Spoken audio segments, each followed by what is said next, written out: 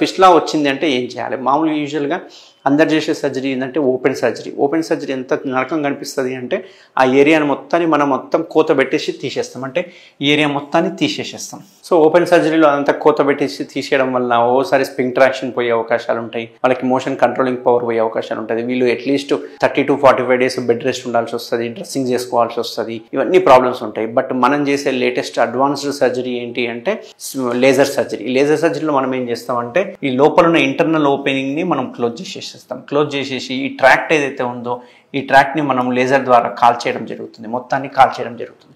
So ఇట్లా లేజర్తో కాల్చేయడం వల్ల ఆ ఏరియా మొత్తం కాలిపోతుంది. కాలిపోవడం వల్ల ట్రాక్ట్ అంతా మనకు డ్యామేజ్ అయిపోతుంది.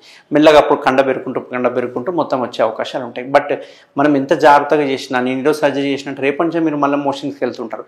సో ఇందులో కూడా ఫెయిల్యూర్ రేట్ అనేది కామన్. సో ఓపెన్ సర్జరీ అయినా కావచ్చు, లేకపోతే లేజర్ సర్జరీ కావచ్చు, ఎందులోనైనా కనుక ఫెయిల్యూర్ రేట్ చూసుకుంటే కనుక 80 to 90% సక్సెస్ రేట్ ఉంటుంది.